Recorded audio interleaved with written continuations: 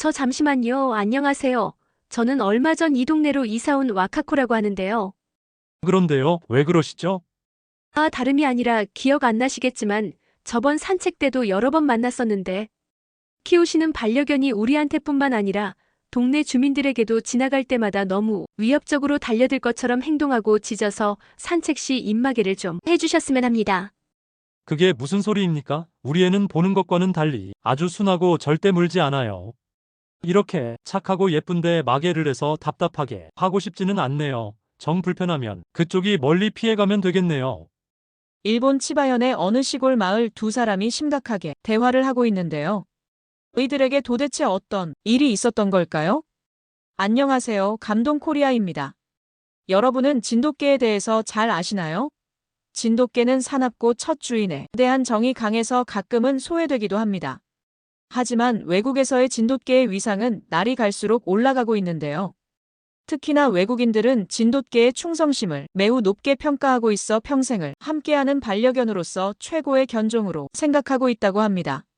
오늘 전해드릴 사연은 일본에서 일어난 진돗개의 용맹함과 충성심에 관한 이야기입니다. 사납고 투견으로 소문난 일본 도사견을 진돗개가 한 방에 제압한 사건이 퍼지면서 일본의 작은 마을이 깜짝 놀랐다고 합니다.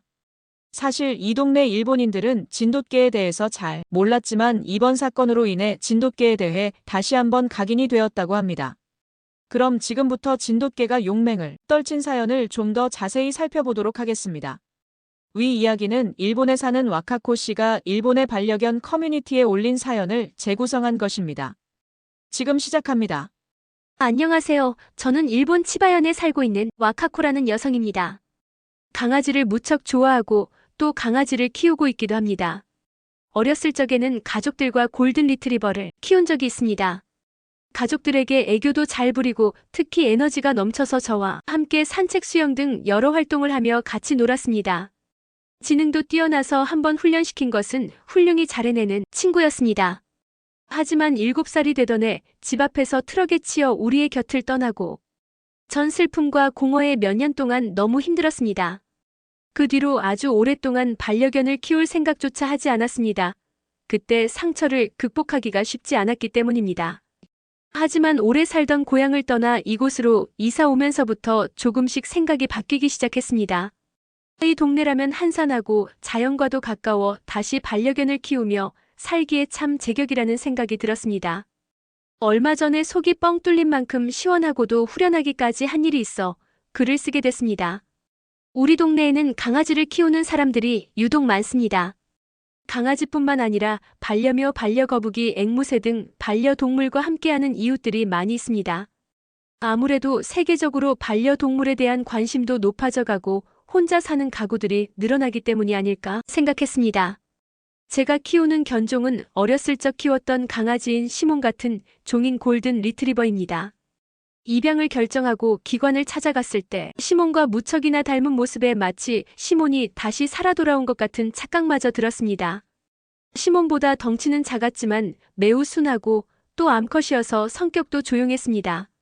반려견의 성격은 주인을 닮는다더니 그 말이 정말 맞는 것 같기도 합니다. 저 역시도 크게 외향적인 성격은 아니기 때문입니다. 그런데 이렇게 강아지를 많이 키우는 동네에서도 빌런 아니 불청객이 있었습니다. 그 불청객 역시 반려견을 끔찍히도 사랑하는데 그의 잘못된 사랑에 대해서 언급하고 싶습니다. 그가 키우는 견종은 도사견입니다. 빌런에게 히데키라는 이름이 버젓이 있는데도 제가 굳이 빌런이라고 하는 이유는 그가 했던 행동들 때문인데요. 히데키가 키우는 도사견은 사실 강아지를 키우거나 키우지 않는 이들에게도 상당히 위협적인 동물입니다. 투견에 유리한 견종들을 교배해 만들어진 견종인 도사견은 싸움을 좋아하는 호전적인 성향을 가진 사람들에 의해 오랫동안 투견으로 생산되고 길들여져 왔습니다. 통증을 참아내는 인내력과 대담한 성격을 지녔고 강한 체력과 힘도 좋아서 싸움을 좋아하는 인간들의 욕심 때문에 오랫동안 투견으로 생산되고 길들여져 왔습니다. 투견으로 이용되면서 투쟁 본능이 강한 기질을 가진 혈통 위주로 선택적 번식이 이루어져 왔기 때문에 다른 동물에게는 매우 공격적일 수 있어서 어릴 때부터 각별한 주의와 훈련이 필요합니다. 그래서 서구권의 몇몇 국가에서는 수입 및 사육을 금지하거나 맹견법으로 관리하고 외출 시 의무적으로 목줄과 입마개를 하도록 규제하고 있습니다. 하지만 히데키는 도사견의 위험성에 대해 안일한 생각을 갖고 있었습니다. 물론 도사견의 특성상 자신의 가족에 대해서는 애정과 애교가 넘치고 보호 본능도 강하며 주인을 잘 따르니 누구보다 사랑스럽고 애교가 넘친다는 것은 이해는 합니다.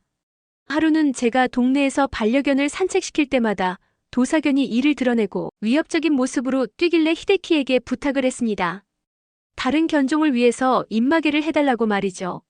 하지만 자신한테는 너무 순하고 예쁜 아이인데 입마개를 해서 답답함을 주고 싶지는 않다고 그는 거절했습니다. 저는 그래서 얼마 전 일본 어느 도시에서 7세의 여자 어린이가 이웃의 반려견 맹견에게 물려 숨지는 사고가 있었다고 알려줬습니다. 그는 태연하게 본인도 그 뉴스를 봤지만 그건 견주가 애초에 자기개 관리에 소홀해 그랬던 거라고 하였습니다.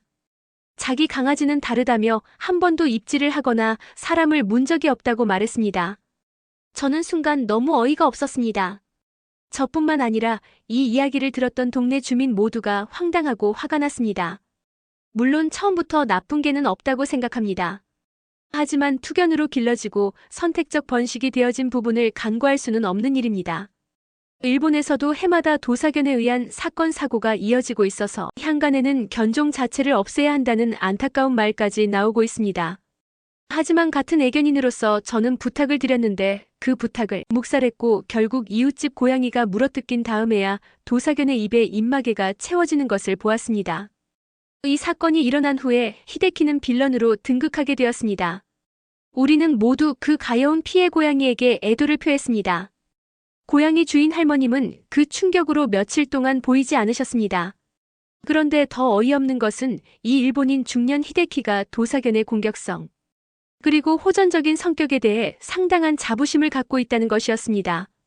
마치 자녀로 치면 이런 느낌이었습니다. 내 아이는 어디 가서도 뒤처지지 않아 이런 식으로 느껴졌습니다. 그러면서 자신은 이제 입마개도 하고 지킬 건 다 지켰다는 식으로 나오며 주민들에게 오히려 큰 소리를 쳤습니다. 그러던 어느 날 동네 주민들의 속 아리가 뻥 뚫리는 일이 벌어졌습니다. 지금 생각해도 너무 통쾌합니다. 그건 바로 동네에 새로운 강아지가 등장하면서부터였습니다. 교토 출신의 여성이 데리고 온 그 강아지는 눈처럼 하얗고 눈맵시가 아몬드 모양으로 생긴 데다 귀는 삼각형으로 생겼는데 정말 영리하게 생겼다는 소리가 절로 나왔습니다. 또 동그랗게 말린 꼬리가 인상적인 견종이 있습니다. 사실 우리 동네에서 완전히 처음 보는 견종이 있기에 저는 호기심이 생겼습니다. 그래서 그 여성분에게 강아지가 무슨 견종이라고 묻자 한국에서 천연 기념물로 지정된 토종견인 진돗개라는 설명을 해주었습니다. 옆에서 꼬리를 살랑살랑 흔드는 밤색 눈에 진돗개는 너무 귀엽고 사랑스러웠습니다. 게다가 어떤 맹견과 견주어도 지지 않을 만한 덩치가 상당히 압도적이었습니다. 그 교토 여성은 제 곁에 있는 골든 리트리버의 이름과 나이를 물었고 저는 와카코이고 이름은 루시의 나이는 2살이라고 알려줬습니다. 그러자 그녀는 반달 눈을 만들어 미소를 지으면서 루시에게 인사를 하였습니다. 그런데 그때 건너편에서 히데키가 자신의 도사견과 함께 산책을 나온 모습이 보였습니다. 그 교토 여성도 히데키를 발견하고 말했습니다. 우와, 도사견이네요. 실제로 보니 엄청나게 크네요. 얼굴도 굉장히 무섭게 생겼고요. 그러면서 해맑게 웃는 그녀에게 저는 진지하게 당부했습니다. 조심하셔야 해요. 무섭게 생긴 만큼 성격도 무섭거든요. 네, 그런데 우리 강아지도 한 성격하는 편이라서요. 말끝을 흐린 그녀의 말이 처음에는 무슨 뜻인지 몰랐습니다. 그런데 잠시 후 도사견이 다가왔을 때 우리는 모두 진돗개의 용맹함에 입을 쩍 벌릴 수밖에 없었습니다. 도사견은 입마개를 차고 있었음에도 특유의 호전적인 성격으로 진돗개를 보자마자 으르렁대며 달려들었습니다. 히데키는 여전히 의미심장한 웃음을 지으며 말리지도 않고 쳐다보고 있었습니다. 보통 강아지들 같으면 깨갱하고 뒷걸음질 쳤겠지만 진돗개는 뒷다리로 몸을 세우더니 이를 드러내며 몸싸움을 시작했습니다. 놀란 여성이 목줄을 잡아당겨 말렸지만 말릴 틈도 없이 진돗개가 도사견 등에 올라타 뒷목덜미를 겨냥하였습니다. 저와 루시는 놀란 얼굴로 그 강렬한 모습을 바라봤습니다. 진돗개는 순식간에 도사견의 목덜미와 귀에 상처를 냈습니다. 도사견은 진돗개 위상에 놀란 듯 몸이 굳어 있었습니다. 놀란 히데키는 그 여성에게 노발대발 화를 내더니 여성이 무언가 사과의 뜻을 전하기도 전에 허둥지둥 도사견을 데리고 사라졌습니다. 여성은 걱정스러운 얼굴로 피해 보상을 해드리는 게 마땅한데 저렇게 가버리셨으니 혹시 연락처를 아냐고 물었습니다. 제가 히데키에게 직접 연락이 올 것 같으니 기다려보라고 얘기하며 그녀를 안심시켰습니다. 그런데 하루가 지나고 한 달이 지나도 히데키에게 연락이 없는 것 같았습니다. 어느 날 루시를 산책하면서 우연히 만난 친한 이웃에게 들으니 히데키가 이사를 갔다는 소식을 들었습니다. 그것도 보름 전에 훌쩍 말이죠. 드디어 우리 동네에도 평화가 찾아왔습니다. 부디 히데키와 도사견이 어느 동네에 가서든지 다른 사람들에게 피해를 끼치지 않길 바라는 마음뿐입니다. 빌런이 사라지면서 동네에 갑작스러운 평화가 찾아온 건 아무래도 진돗개 덕분이 아닌가 싶습니다. 그 녀석 처음 봤을 때부터 상당히 마음에 들긴 했습니다. 오늘은 루시와 함께 산책을 나가서 그녀를 만나면 이름을 물어볼까 합니다. 아, 물론 그녀의 이름 말고 진돗개 이름이요. 사연 잘 들으셨나요? 빌런이 사라지고 마을이 평화로워졌다. 아니, 저도 기쁜데요. 한국 진돗개의 용맹함과 충성심을 잘 알 수 있는 이야기였습니다. 오늘 준비한 영상은 여기서 마치겠습니다. 시청해주셔서 감사합니다. 세계 최고의 한국을 꿈꾸는 감동코리아였습니다. 구독과 좋아요를 누르시고 다음번에 올라오는 감독 뭉클한 새로운 영상 소식도 받아보세요.